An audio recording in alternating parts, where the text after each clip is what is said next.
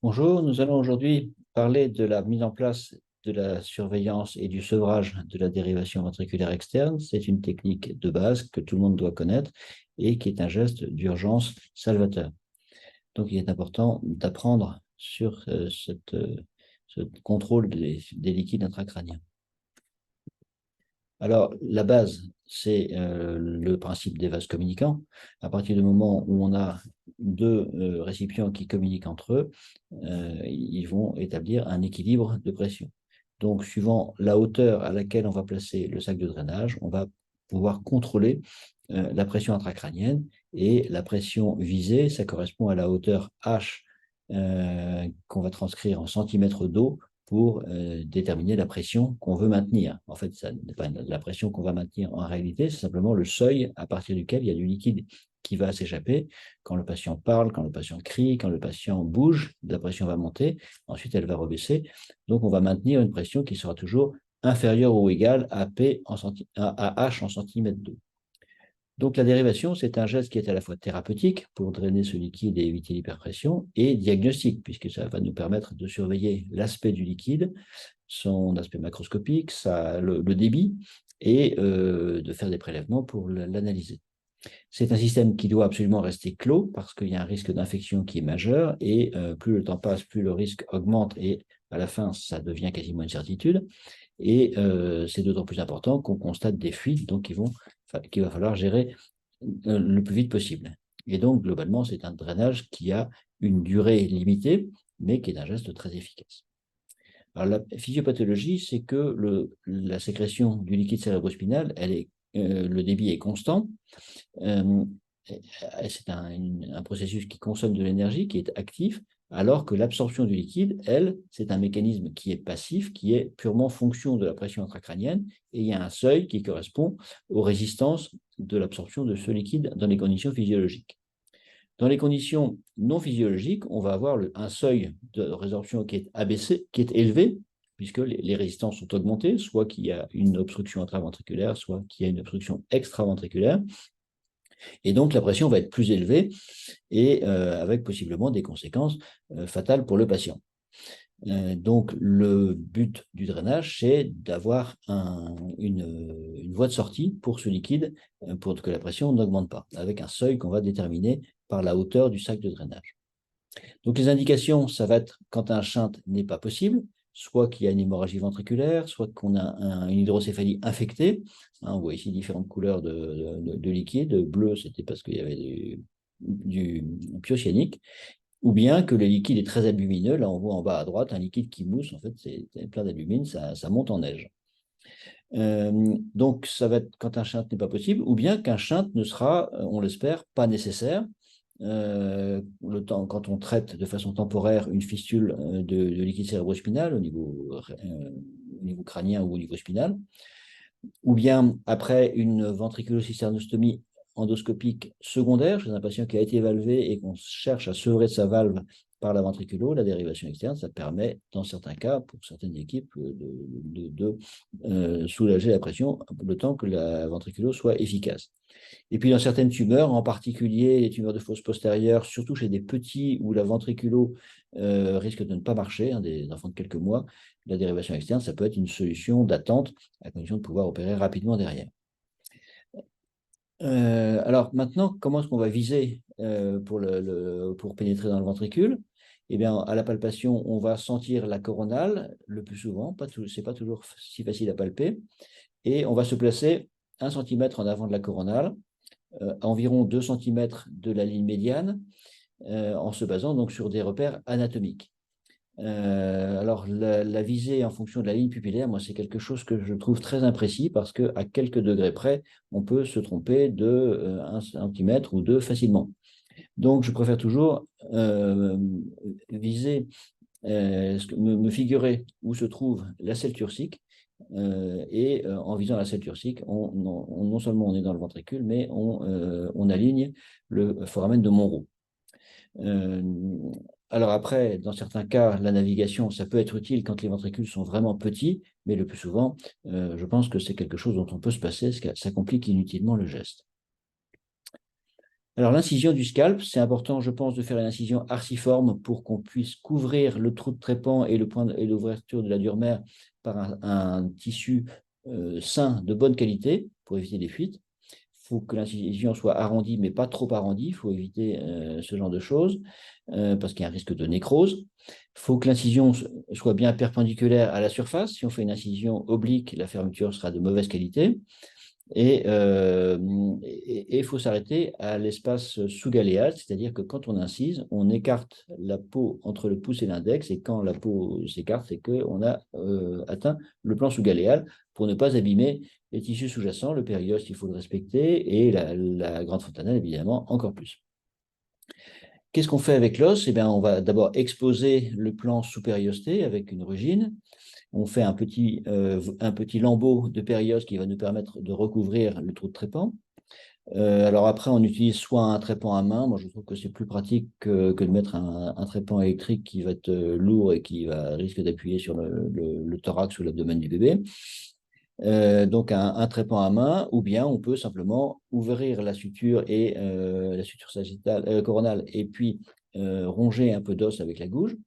Il faut faire attention quand on utilise un trépan que les sutures peuvent être disjointes du fait de l'HTIC, donc il ne faut pas que le trépan glisse et rentre d'un seul coup à travers la suture. Et puis, il faut aussi penser qu'en cas d'HTIC chronique, on peut avoir un craniotabès qui fait que le crâne risque de s'enfoncer quand on appuie dessus. Quand on a un bébé avec une fontanelle large, on ne va pas aller jusqu'à l'os, on va passer à travers la grande fontanelle en faisant une incision avec un bistouri lame 11. La dure-mère, donc, alors on la coagule de façon parcimonieuse parce qu'il faut éviter de créer une nécrose de la dure-mère qui peut être le point de départ d'une fracture évolutive. Et puis, il faut se dire qu'on a les veines corticodurales qui sont tout près de l'endroit où on va faire notre ouverture durale. C'est assez imprévisible et donc, si jamais on tombe sur ces veines, et encore plus si on tombe sur des lacs veineux, comme c'est magnifiquement décrit sur ces images de dissection de Rotten, il faudra changer d'endroit. Donc, on peut faire l'hémostase avec du Surgicel. Au pire, on refait un trou de trépan en avant du précédent et on bouche le trou de trépan initial avec de la cire qu'on essaiera d'enlever à la fin de l'intervention. Bref, c'est important enfin, il faut faire le trou de trépan en avant ou en arrière, plutôt en avant, du précédent, de façon à garder la même distance par rapport à la ligne médiane. L'insertion du cathéter, donc alors, qu'est-ce qu'on choisit comme cathéter? Les cathéters antibiotiques, c'est quand même très séduisant dans cette indication-là, à mon avis, parce que on ne sait pas combien de temps durera le drainage, le risque d'infection, il est durée dépendant, et c'est quand même une bonne sécurité, je pense, d'avoir un cathéter imprégné. Il faut mesurer sur l'imagerie de quelle longueur on aura besoin.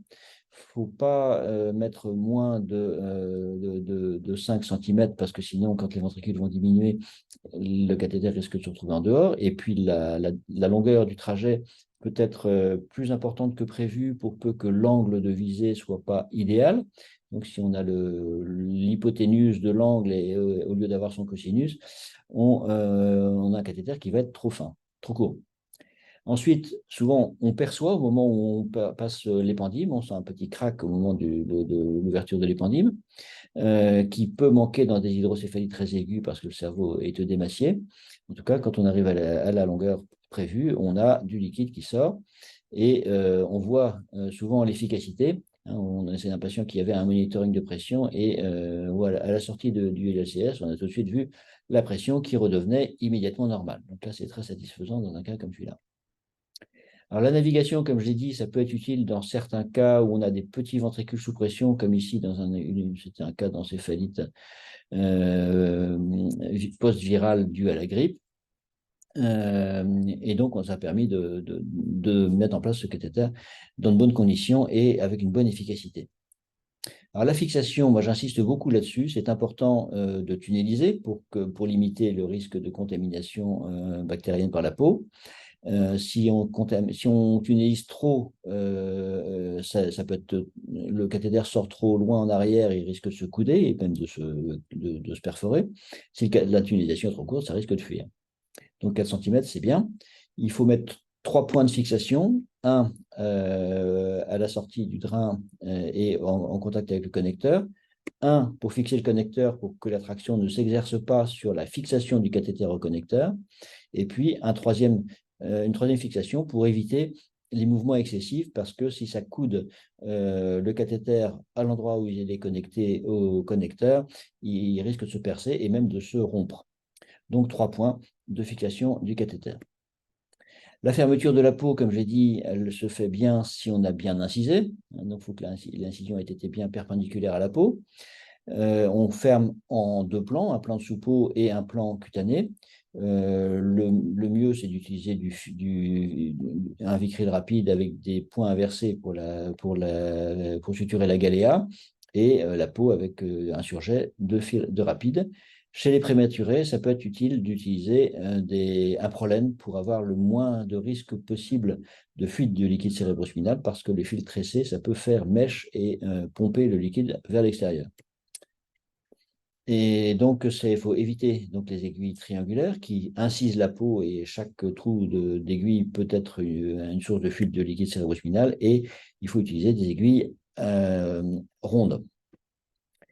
Le pansement, je pense que c'est important pour, d'une part, sécuriser le point d'entrée de la dérivation pour pas qu'il y ait de contamination bactérienne. Et puis aussi, ce pansement en sandwich, ça permet d'éviter les mouvements d'entrée et de sortie du cathéter ventriculaire, ce qui est surtout important chez les nouveau-nés dont le scalp est extrêmement élastique et qui risque de s'étirer quand on tire dessus. Donc ça s'étire, ça sort, ça se contamine, ça rentre et ça contamine l'intérieur. Donc ça fait vraiment le train le train de banlieue pour les bactéries.